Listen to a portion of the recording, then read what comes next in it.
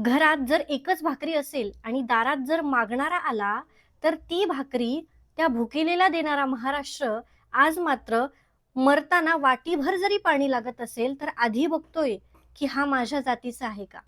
आणि जर मी याला पाणी दिलं, तर माझ्या जातीचा काय पिणार?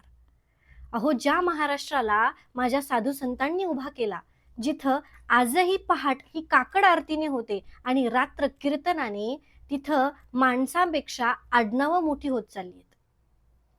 एका गावातील एकाच टेम्पोत वारीला जाणारं अख्खं गाव आज 3-4 गाड्यांमध्ये विभागलं गेलंय. एकेकाळी एकच मिरवणूक निघायची. आता मात्र प्रत्येक गावामध्ये प्रत्येक जातीच्या प्रत्येक महापुरुषांच्या 2-3 मिरवणुका निघतात आणि कुणाच्या मिरवणुकीत अधिक गर्दी यावरून त्या महापुरुषांचं महत्त्व ठरवलं जाते.